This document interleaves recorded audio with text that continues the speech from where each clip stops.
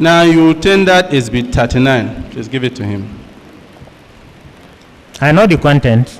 Yes, that's the armed forces oath you took. Yes. Now, this oath, you say you owe allegiance and loyalty to the Commander-in-Chief of the Armed Forces. Correct. Please, if I may ask you, which one comes first? Is it the nation or the Commander-in-Chief of the Armed Forces? The Commander-in-Chief, by extension, is the nation because he is the apex. Nigeria is people. Nigeria is not map.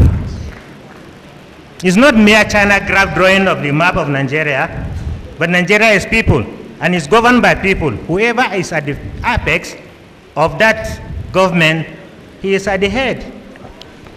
Now, is there any limit to this loyalty?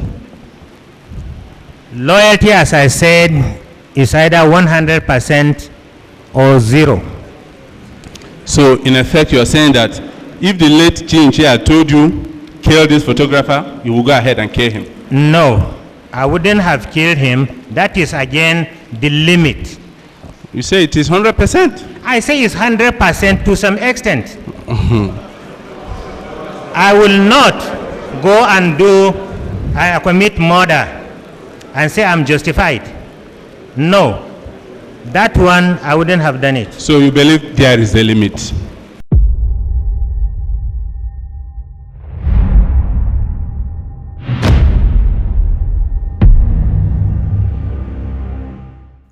In this episode, the astute and crafty former DMI, Brigadier General Ibrahim Sabo, is in the witness box for cross-examination in the General Oladipodia petition. In my personal opinion, Brigadier Sabo was one of the most intriguing characters throughout the duration of the commission because of the importance of the office he occupied and the insight he has on the workings of the military government. In this episode, he is cross-examined by an array of lawyers on different subject matters, and as usual, he manages to weave his way through the session and even winning the admiration of the watching audience. If you enjoy this content, you know what to do. We'll see you in the next video.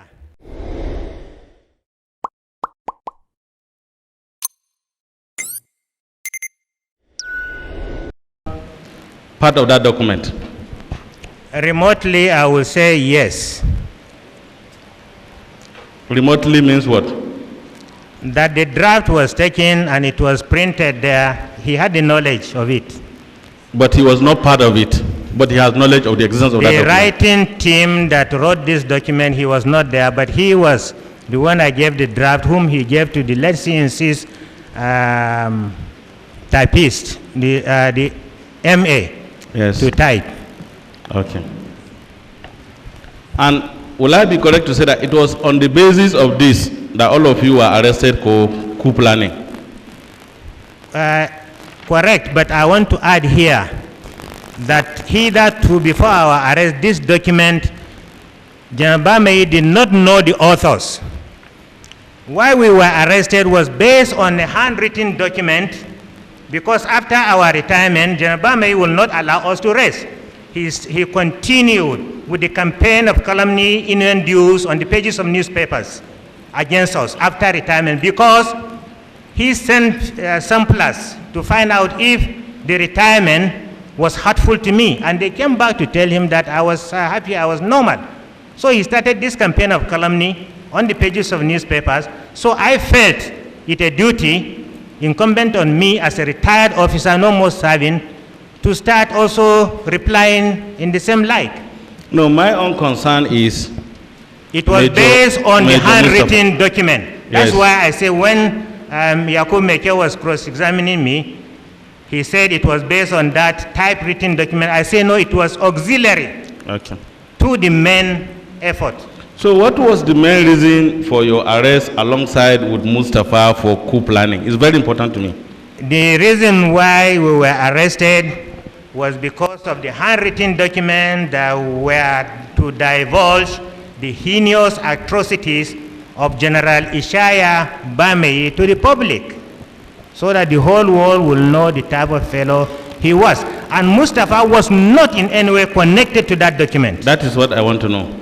So if he was not connected with that document, and yourself, himself, and others were arrested pursuant to that document, how did it turn out that at the end of the investigation, all of you were asked to go home, and then Mustafa was asked to stay back?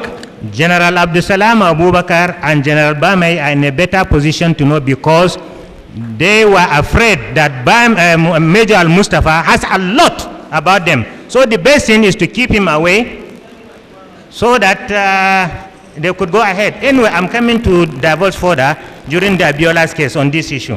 As I said earlier in my submission, that this DIA issue and the Abiola issue are interlaced to some extent. In that recommendation in which Mustafa was allegedly asked to be kept, it did state categorically that he was being kept in relation to one Dr. Yakase's confession. Well, I didn't see the document.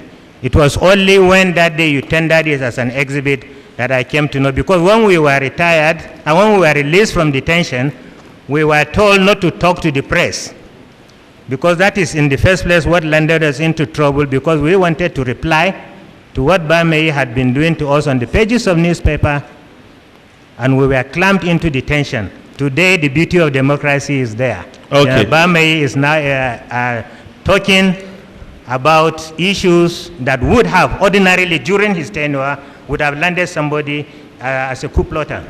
My major concern, just get my question clearly, Brigadier General.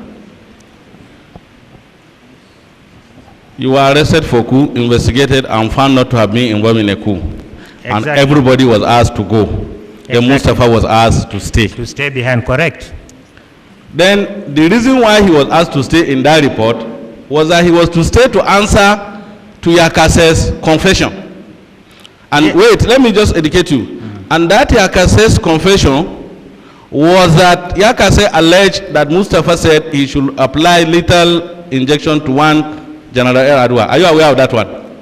That is what I came to hear about it, because we were in detention when these documents were sent. But when we came out, we found that the reason why Mustafa was told to stay coincide with what you are saying, because other coup pieces of the 1997 were also released, and Yakase was not released. So it is natural that one will think that is... Are you aware that the Nigerian police have investigated this and they have found it not to be true? I haven't seen the report. Okay. My Lord, maybe at this stage, I will equally leave Sabo, because my Lord will be surprised as to why certain things are going like that. It is in the best interest of this country. We will stop at this place. We will stage a comeback for Nigerians to appreciate what is happening. We are grateful, my Lord. Thank you.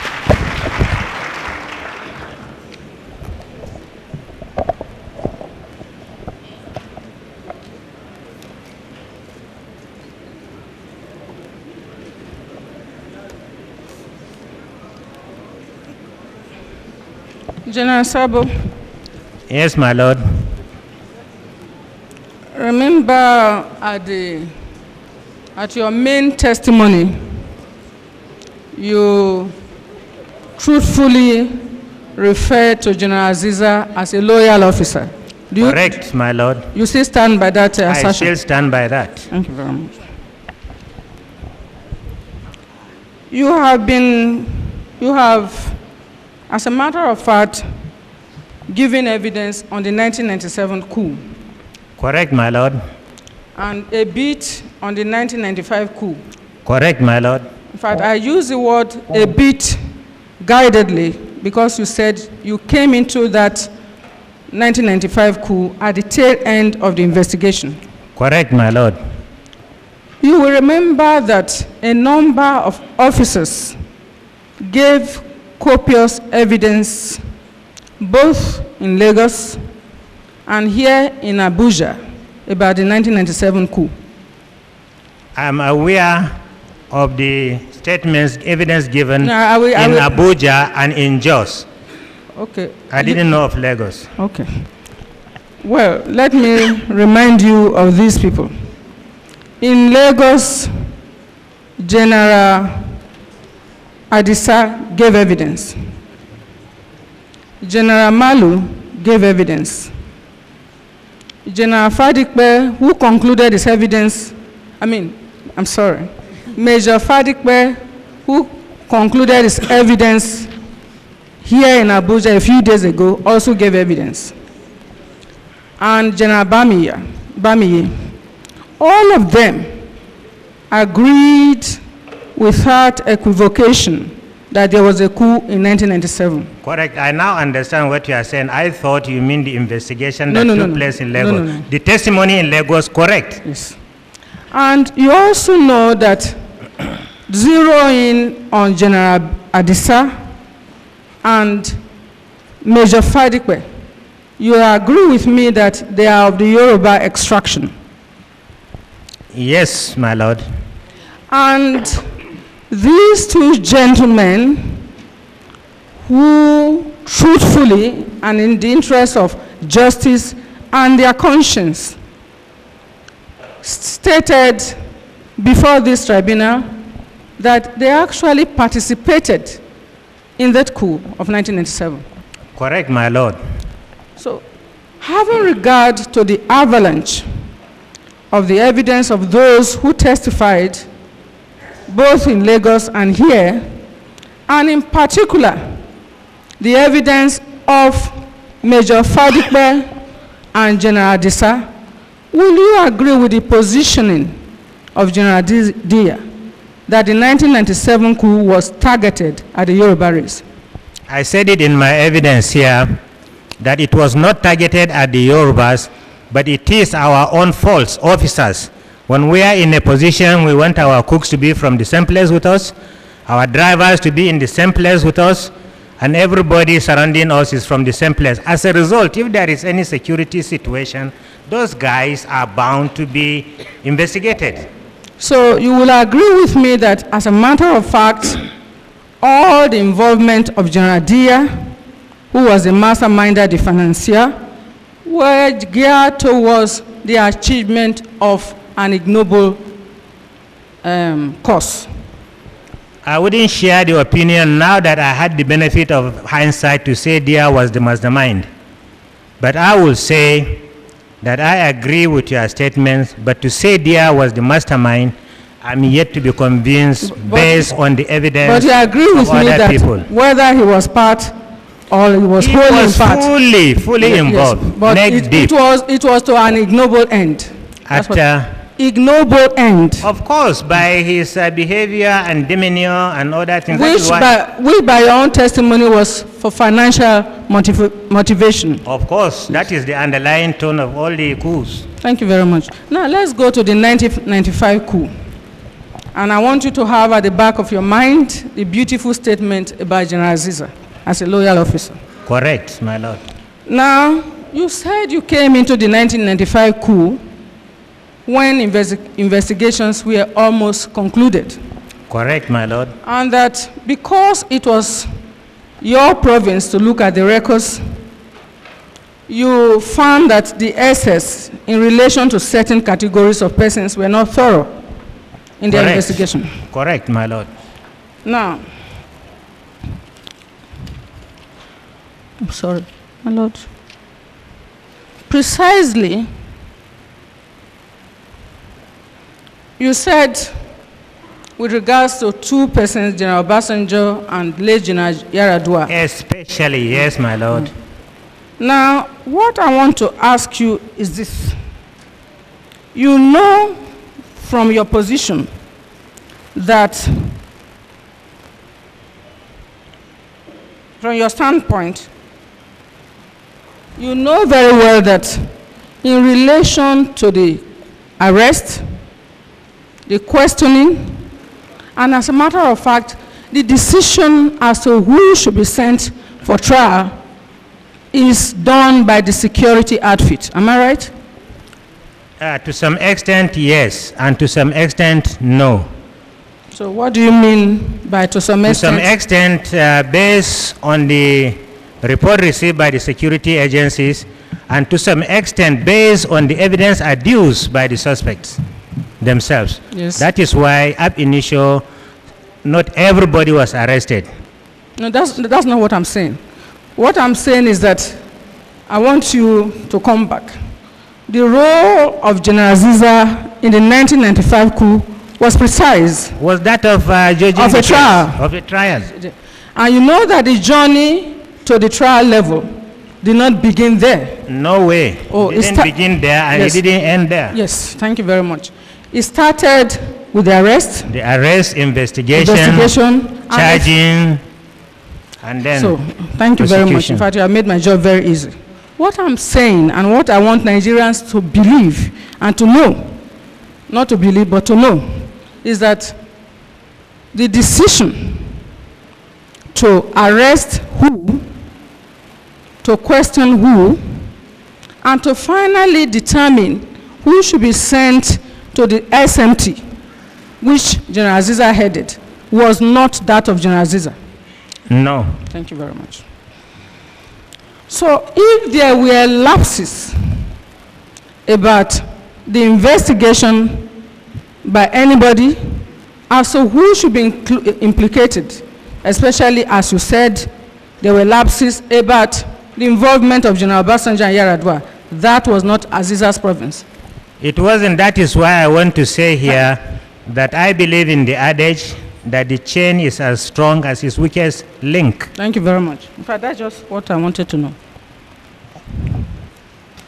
You have also given evidence, beautiful evidence in this tribunal commission, that, and in fact, you tendered Exhibit 39, if I may remember, which was the exhibit by which you showed to the world that every officer in the military usually subscribes to an oath of office. Correct. By that, by extension, General Aziza must have also subscribed to that oath of office. If he hadn't, my lord, he wouldn't have been a major general. He would have been retired at that time as a brigadier general. And to remind the commission and the public that is eager to know the truth, it means by that oath, he was committed unequivocally, totally, to doing his duty to this nation, number one, his duty to the C, who at the material time was General Abacha, and of course to all his superior officers. Am I right? Correct. His duties were spelled out in the convening authority. Yes. And now you are also aware that the military is regimented. Correct. And therefore, it gives no option for alternatives. In the sense that, I mean, you are with the military or you are out if it comes to the disobedience of superior orders. Am I right? To some extent, yes, but there are some people who will either... Well, I just want... Yes, correct. Yes. Correct. And to that extent, I will be right that the military is not a democratic institution per se. It's an aberration, and I subscribe to that. Thank you very much. And that was the military, I mean, the culture in which you, the other officers, and General Aziza operated in. Of course, and grew in it. And I will be right to say that as a result of that culture of absolute command, I mean, obedience, that was the reason why General Aziza took and accepted from General Abdusalam Abubakar, the then Chief of General Staff, the mantle of being the president of the SMT. Of course, Aziza was not the first, and neither was he the last to be the president of SMT. Thank you very much. Is correct. And also, I'll be right to say that it's as a result of that absolute loyalty to the nation, to the CNC, that he agreed to monitor the coup plotting under the instruction of the CNC of General Dia. Correct. Thank you very much. It was his duty to do that. He was assigned. Yes. Oh, come on.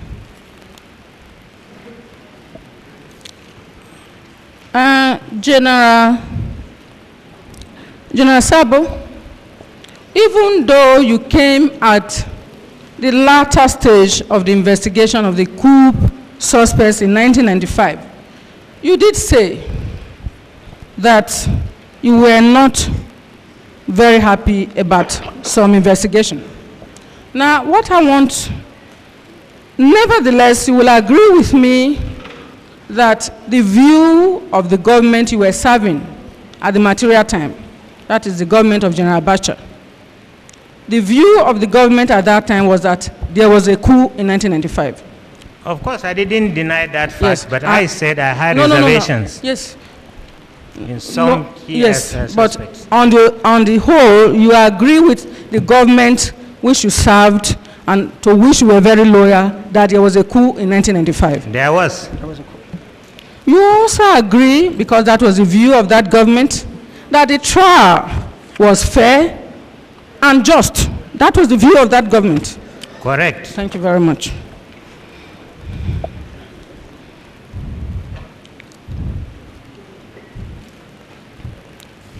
Now, General Sabo, you have had occasion to work with General Ziza, and in fact, as a result of this interaction, you found him to be a loyal officer. If I may even explain further, I worked with General Aziza in so many places. Yes. And I took over from him 3 times. I took over from him as the adjutant of the NDA, Nigerian Defense Academy. I took over from him as the brigade commander in 13th Brigade Calabar. I also took over from him as the 9th Brigade commander in Nikeja. So I know General Aziza Thank you very much. very well. You will, since he performed the duty which was a national calling, although some people don't read the newspaper, but you will recall, or if you don't know, there have been so much vituperation of General Aziza by this singular function which he performed, which was a national duty that others have performed. There have been so much denigration of his character. I've read it on the pages of appellations that are unprintable. I've read them. Names which are not even fit for a hoodlum. They have described him in the most unpalatable terms. Now, to zero in, they have even said, petitioners and their sympathizers, that he obtained money in order to do what he did. And that, in fact, he did it as a robot, teleguided by the late C&C. C&C, I'm sorry. From your interaction, by virtue of your portfolio as the Director of Military Intelligence at the material time, you had access to the C&C from the evidence you have given, at least either to report the happenings in the country or to also receive from him instructions. Did the C&C, from your interaction and discussion, by any token at any time, give the impression that he was teleguiding the tribunal of General Aziza in 1995? Not to my knowledge. Not to your knowledge. Do you have any occasion to suspect, because this was a man you were loyal to, that he put Aziza there so that he could be rewarded, either in kind or in money? As I said, General Aziza was not the only chairman of SMT. Yes. There had been others, and I'm not aware of anyone that was being rewarded. So you do not agree with the insinuations that he did it for reasons which were extraneous to justice? As I said, I had no inkling at all that he was rewarded. Thank you very much.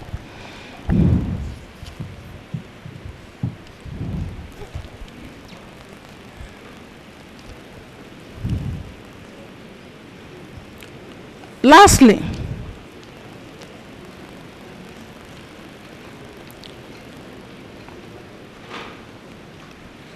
you, in final analysis, you will agree with me that all the allegations made against General Aziza for this national assignment are unfair. Well, as I said, to some extent to the fact that people were insinuating that he took that appointment to be rewarded, yes. Other issues... No, in fact, I just narrowed down on Aziza. Yes, he had a duty yes. to accept yes. So, a responsibility given to him. Yes. So anything that they have said which do not bear relevance to that responsibility will not be fair. I mean, I just want you to... Well, I wouldn't say everything because... I said anything that will not be relevant to that duty that if... I will say anything that is emanating from the insinuation that he accepted that responsibility yes. for this reason, I agree with you. Thank you very much. That's all for the witness. Yes, anybody?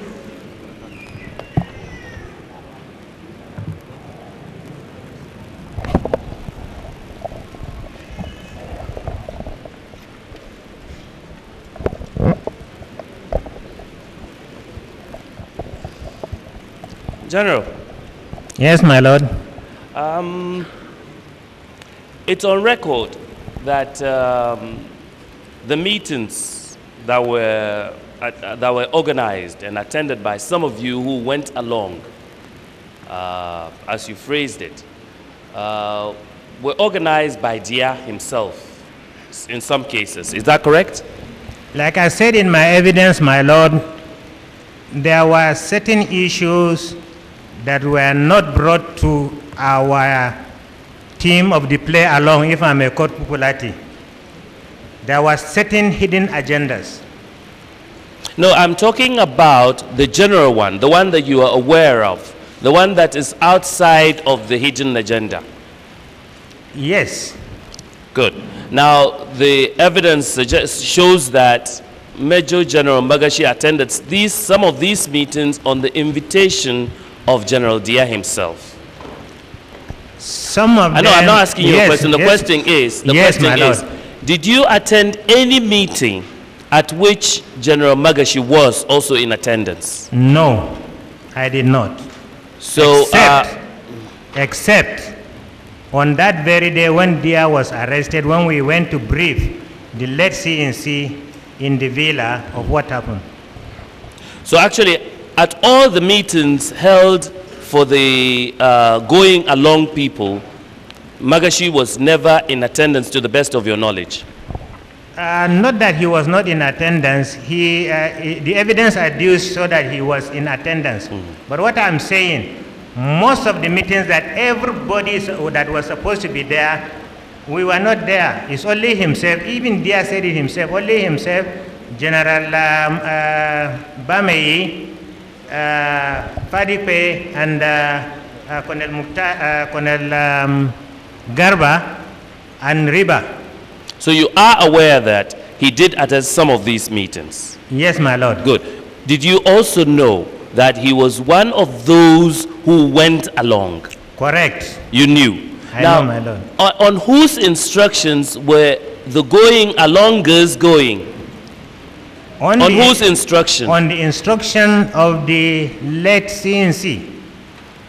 And do you know whether or not the same kind of instruction had been given to General Magashi?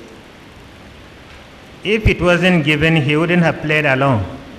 So you believe sincerely that he was playing along because he was under instruction to go along? Exactly, my lord. Good.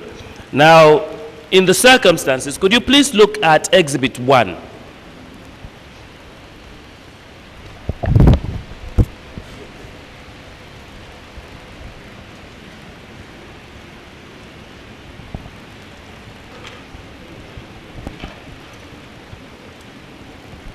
That's a DS petition, isn't it?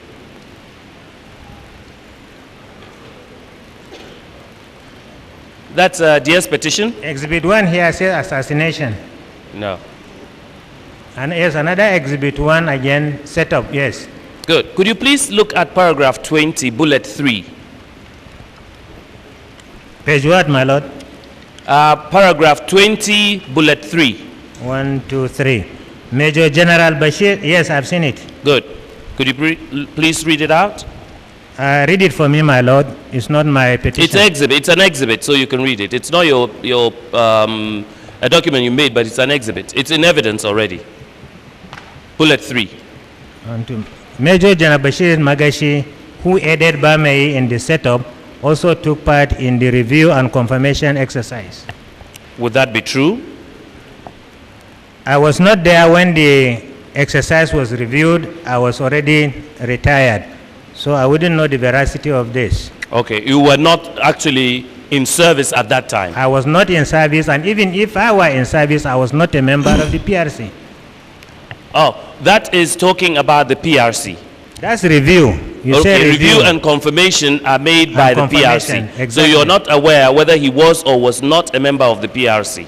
I was not aware. Okay. I am aware that he was a member of the PRC, but I'm not aware what went on there. I probably gave you the wrong. Okay. Now, would you say, though, that would it be true to say, therefore, that looking at all the facts as you set them out and as you understand them, that Bashir Magashi could not have been party to a setup as Dia is suggesting?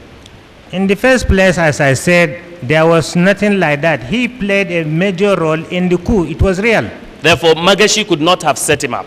No way. Good. Thank you very much. In fact, Fadipe said that among their meetings, those who attend the serious meetings, it was Magashi who was not even regarded as a serious person in that. So he couldn't have been the man to set Dia up.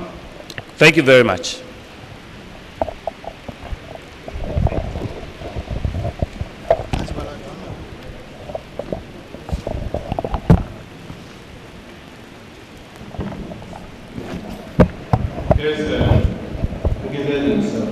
Yes, my lord. Please, can you tell the Honorable Commission for how long you served as Director of Military Intelligence? I served as a Director of Military Intelligence for about 96. There was a broken period, but all along I was appointed in 1995. In 1996, I left for the National War College from July of that year to August 1997, and I resumed from 1997 till July the 10th, 1998. As the Director of Military Intelligence, to whom do you report to? Directly to the Chief of Army Staff. Do you have any powers under the military law or whatever to make direct report to the CNC? Where there is a question of national security that my channel is suspected to be violating, yes. Your channel, can you explain? You asked me whether my this thing is to the chief. I said yes, it's direct to him. But when there are certain issues that I know that he is involved in, I wouldn't go through that channel. It would be suicidal. I'm not a Hamas. So you never ever send direct reports to the Commander-in-Chief? I did. There were some direct reports I sent to the CNC. And what authorizes you to do so? The CNC is aware that there are certain national issues that must be reported to him firsthand. Correct. Now, and we used to brief him, Mike, ABM Idi Musa, myself, and the other security agents, we used to brief him on the basis of national security immediately, especially after the intelligence community meeting. Yes, in your evidence, in chief, you said, while as a director, that so many security agencies, particularly from Bamai's office, they send people for detention in DMI. They send what? They send people, civilians, to be detained under you in DMI cells. Yes. Now, can you tell the commission How many cells you have in DMI? Well, I cannot enumerate the number, but I know there were, the commission went there and saw it themselves. Now, with particular reference to, the underground cell in Yes. DMI, who constructed the underground cell? I don't know, I found it there. As a director, you inherited something, you don't have record of what you inherited. Not everything that you inherit that you will have to know. Will I know even the person who renovated the place? Will I know the person who extended the office? Are there issues that I have to catalog? You don't know when that cell was constructed? I did not know. Yes. Have you ever entered that cell? I did. To inspect, I believe. Correct. Can you please describe to the commission and to the public how the cell is? It was a very dark place and with little ventilation, and it is underground. Now, do you think it is necessary for any reason to put anybody for any reason under that kind of cell? Well, within my conscience, no. It's not reasonable. It's not reasonable. Yes. Did you make any such report as a director throughout this period? I wouldn't have, because I inherited it and I don't want anything that will touch on my safety. So you're always mindful of your safety.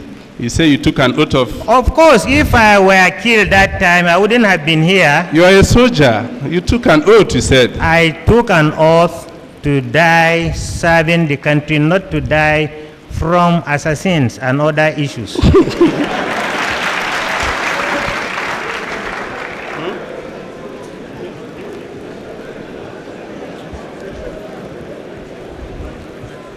Now, when these people were sending civilians, as you said, both in Lagos, a lot of civilians, there's Professor Shintoku, there's the 18-year-old boy you referred to, there are so many other people that were detained in that DMI. There's even Chuman Zeribe, which you say you are aware of too.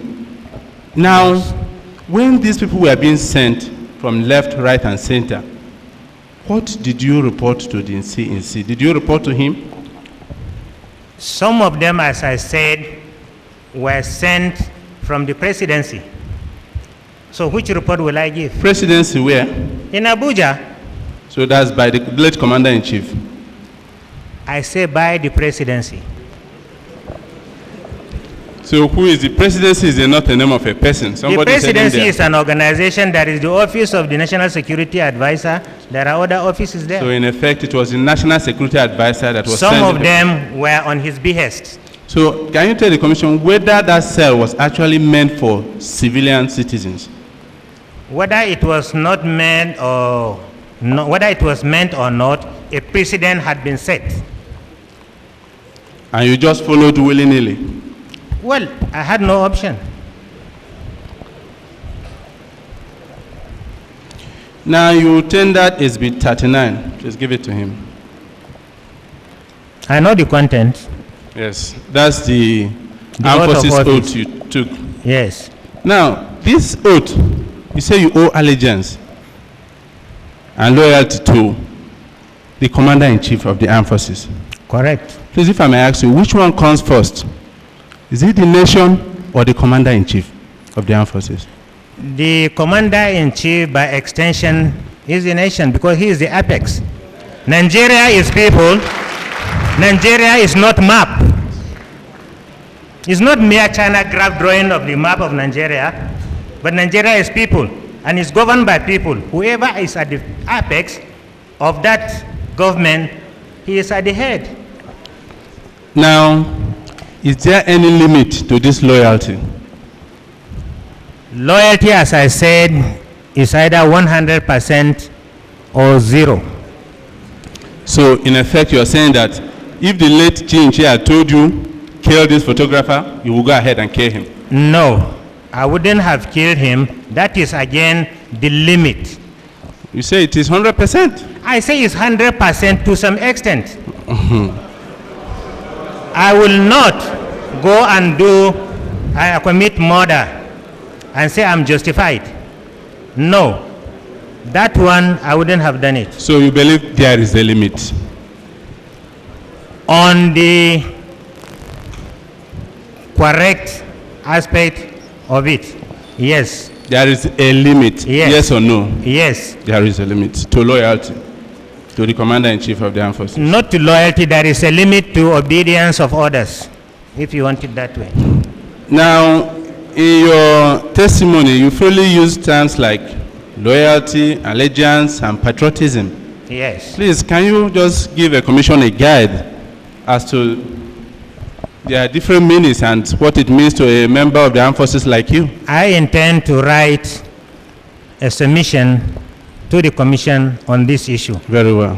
and I will do that. Thank you on that. Now, on the issue of a coup, you gave a lot of evidence that Bamai did this, about a coup plotter, that an unfortunate person that was roped in. You mentioned so many names, you remember? Correct. Now, it is part of the intrigue in the military. Is Part it? of the... Intrigue in the military. Of course, I said it that the military dispensation was not devoid of intrigues. There were a lot of intrigues, power play, and so on. And it's possible too, it's not only Bamai that must have kind of implicated some people innocently. It's possible. It's quite possible. And the only one you noted was just the ones from Bamai. I had not finished my evidence in chief. As I said, the last had not been heard. Maybe by the time I bring some cassettes and play, that's why I'm even requesting the commission to grant me maybe a whole day to play some video clips. Then you'll be able to know. We are interested in those tapes, really. They are here, and in fact, my lord, at this juncture, I want to tender them so that the commission can copy them and return my original copies to me, because I've spent a lot of money photostating and recycling this in on my own. Is he here? Yes, Sheriff. All right, can you accept the tapes? Yes, my lord. Recopy them and then bring back. Yes, my lord. Yes, we can do that. There are 5 of them. Make sure you check and then... 5 of them, cross-check.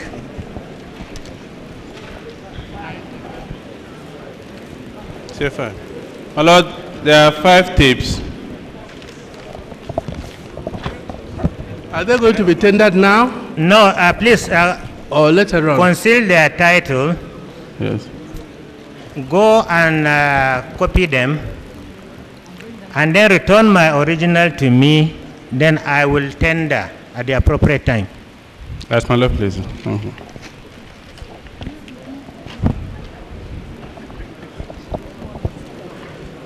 Now, like I said, as a director of the DMI there. Sheriff is here. My Let lord? him Sheriff is here. Let him deal with that.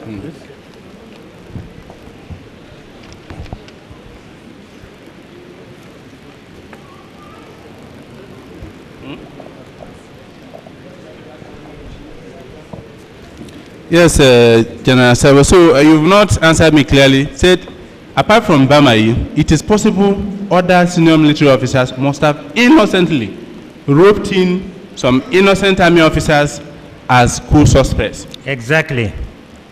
And do you have any such records? Because all the names you gave us so far are the ones from Bamai. I mentioned Bamei because he is the chief architect of all these things. As I told you, if we are to go around and start cataloging all the things that happen, this commission has a lifespan, and there are other cases unheard. Now, there's also another question of interest to the commission. You are, as the then director of the DMI, at least you should have record. Can you tell the commission and the nation for how many years the Nigerian army has truly stayed in the barracks? The year preceding the first coup, the years preceding the first coup, and then during Shagari's time. So can you just give us a sum, a total, resulting to how many years? Well, I don't want to give false number of years. In 1996, the military came in, and they did not leave until 19 79. So maybe about 13 years, I'm not too sure. All right, 13 years. Maybe, And I say I'm not too sure. Then there is the interregnum, what do you mean by that? a break. I know. Then What happened during the break?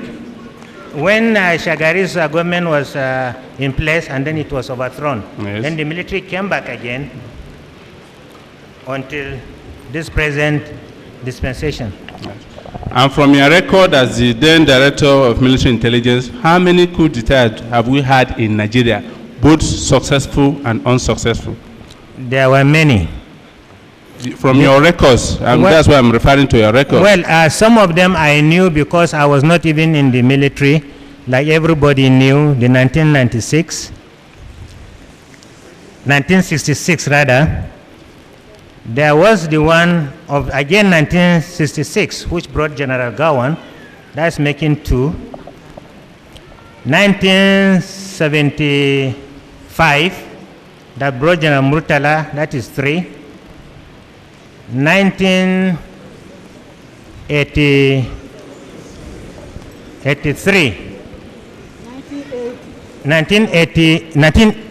1983, that toppled Shagari. In between, there was attempt which saw to the death of General Murtala. That's 5. Then there was the one of 1985, which overthrew Buhari, making 6. There was an attempt by General Basa, 7. Then there was the Oka on, then the 1995, then 1997. As I said, it requires a lot of, I think about 10 or thereabout, Yes. both successful and unsuccessful. And as a senior military officer, what do you know was supposed to be the function of the military? The defense of the territorial integrity of the country. To the best of your knowledge, have they played that role? From what you have just said, the number of coups and the number of years they have stayed in the barracks. To some extent, yes, that they did, especially during the civilian dispensation. But during the military, that role again was tempered with because of our involvement in politics. That is why it is common knowledge during the military dispensation that the military had been civilianized and the civilians had been militarized. So, first, you're saying during military regimes, they don't play their constitutional role. Of course, because of the dissipation and because of participation in governance and other issues, make them not to be fully in the barracks. Now, I'm taking you back to SB 39 again. In that SB, you say you owe your allegiance to the Commander-in-Chief. Correct. Now, I'm also aware that you, as a senior military officer, under the then existing 1979 Constitution, as modified by Decree 107, that there was also an oath of allegiance in the Constitution, which you swore to, under the 7th schedule of the Constitution. Well, if you can read it to refresh my memory. Now, it reads, I do solemnly swear or affirm that I will be faithful and bear true allegiance to the Federal Republic of Nigeria. And I will preserve, protect, and defend the Constitution of the Federal Republic of Nigeria. So help me God. Did you subscribe to that oath? I have been hearing it especially on the appointments of military governors, ministers who were taking oath of office. So you never subscribed to that oath? Who am I not to subscribe to something that had been authorized by the highest authority? That's what I'm saying now. Is it not a contradiction in terms? SB 39 says your allegiance goes to the head of state and commander-in-chief. Now, the Constitution says allegiance to the Federal Republic of Nigeria. Which constitution is that? I've quoted, you say you even subscribe to that. I say which constitution? The Nigerian constitution as severally amended by the military. As at the time you were serving, it was modified by Decree 107 of 1979 constitution. No, Council. Well, Council. I had not read the constitution properly that aspect. I'm not a lawyer. General. But I know, sir. No, sorry for interrupting you. Did you say you subscribe to this allegiance oath under the schedule in the 1979 constitution? I didn't hear you say that at any time. Are you saying now that in addition to the one you subscribed when you were commissioned, did you subscribe to this other one? My Lord, I subscribe to it because I didn't do something otherwise. Huh? I did not do anything otherwise on it. No. Do you understand me? I'm saying, was there any point in time after the 72 oath you subscribed when you were commissioned that you again subscribed to this one? I mean, you appeared before somebody and you read this and signed. I have not done that because That's what the 1972 on was the one that I signed. Exactly. This one, I have not appeared before anybody to read it and sign. General Sabo, now I take you on your brief comment on the 1995 coup, especially as it relates to Chief Olusegun Obasanjo and late Musa Yar'Adua. Inter alia, yes, You my said Lord. when you came in as a director, that was at the tail end of the investigation, and that you noticed there were some loopholes in relation to evidence against them. Correct, my Lord. What did you do at that point in time? I told you when we went to the late CNC, because at that material time there was nothing I could do. I was still studying. And by the time General Marwa, then Colonel Marwa came, we went there to give this advice of non-execution. At least I have shown reason why they shouldn't be executed. And as I told you, Major Al-Mustafa at that time also said if we find a conducive atmosphere, we could tell the late CNC to free these two people at least. So that was an attempt.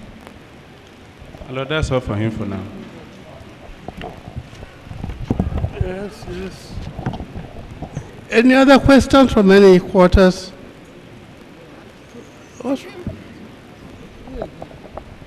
My Lord. Yes. I am not. My Lord, I am not particularly in this petition, but I'm interested in the evidence of the witness. And I would like to ask him just a few. Who are you representing? I'm in the petition number 1393, my Lord, the case of Bagauda Kalto.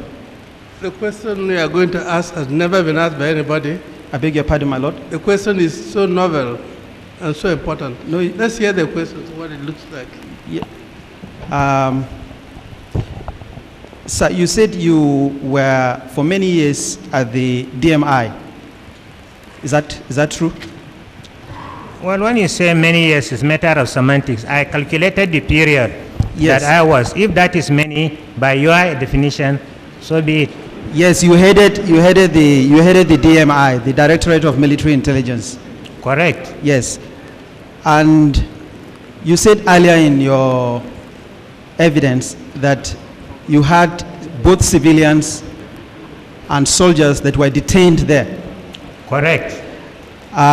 Is it true that you kept a list of all the detainees that were detained in the underground cell? Correct. In the underground cell?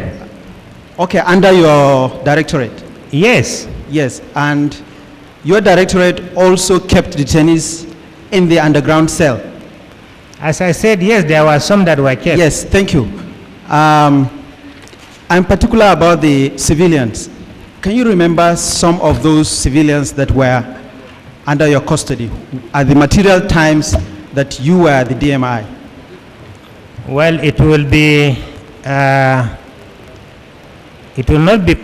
not be easy for me to recall. Okay, I will narrow it. There are the lists, at the Director of Military Intelligence, Security Head, Group, and the Army Headquarters. Thank you, sir. Let me narrow it. Do you perchance know the journalist James Bagauda Kalto? I've only heard about his name on the pages of newspaper. Do you perchance, has he ever been on your list of detainees, even though you might not have seen him physically? No, he was never, as adduced. I was following the evidence adduced by Zachary Biu and other people. And I also know that if that personality was with me at that time, I would have known. He was not there at all. Just one more last question. How do you get to arrest people and detain them in the DMI? Based on reports. Reports that borders on state security? National security, yes. And at no point in time you ever had a report about James Bagauda Kalto and went after him? We don't have any report about him in our files. Thank you very much. My lord, my name is Nunge. Thank you. Yes, any other questions? I see. The convenient time. Now, before we adjourn, I would like the fourth witness, that's Al Mustafa, and I think the second witness is Bamei. We're the second or third, I don't know which. Is it second or third? Mustafa was the third. Third witness. Yes, my lord. The third and fourth witness, and then this witness. Bamei is second. Then the seventh witness, second, third, and seventh. So give us a write-up, if you can, please. The fourth witness mentioned professionalism many times. You also have it in the two books you gave us, parts 1 and 2. Professionalism is emphasized there. Now, we want you to let us know fully the relationship between professionalism, loyalty, allegiance, patriotism, these four concepts, either in the ascending order or in a descending order. Professionalism, vis-a-vis loyalty, allegiance, patriotism. 2, we just had evidence that the head of state is an extension of the nation. How far do we go with that concept? Can he be the nation? Or is he different from the nation? Is the head of state equal to the nation? Or is he different from the nation? 3, if there's a conflict between the wishes and desires, the aspirations of the head of state as a person and the interests of the nation as an entity, which takes precedence?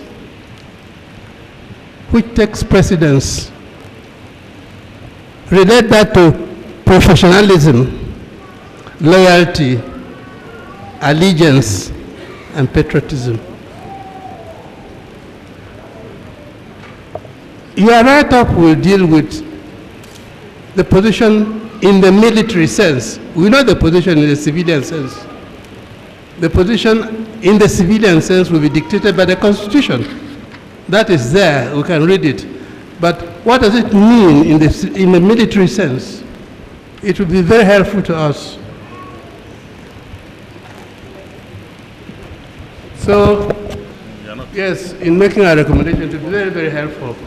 Now, I don't know whether any military head of state can, in good conscience, swear the oath in Schedule 7 of the Constitution. Has anyone sworn it? So let us have those who swore to that oath, because the oath is to uphold the Constitution and the law. And when you start by tampering with the Constitution, you're not upholding it. So I don't know whether anyone swore it. So let us know so that in our report we'll have a picture of what happened from 1960 downwards. We'll be very, very grateful for a write-up. May I please, my lord? And then, I'm sorry. If there are any recommendations you suggest that will help Nigeria move forward, please feel free to make all those suggestions. It will be very, very helpful to the Commission. Now, the lawyers, if you want to do that exercise, I'll be very, very happy if you want to exercise your... May I please, my lord? Having regard to the fact that my client is so central to the testimony, I don't know whether if I... The group. Yes, my lord. John, please, the more the merrier. And the lawyers, you can do your own homework on the civilian concept of professionalism, loyalty, allegiance, patriotism. Yes, my lord. These four are very, very vital concepts. My lord, let me put the record straight that all of them have sworn to this oath of office and it's signed by them before taking office. Even after the coup speech and everything, they still go back to do the ceremony, my lord. Now, yesterday somebody called something about law. And then I said it will take us many, many, many, many weeks to discuss what is a valid law. Yes. Yes. My lord, they say you can do that. You can do that exercise. The lawyers. No, my lord, but I thought they said it's chaos of approaches to chaos concept, chaotically delimited.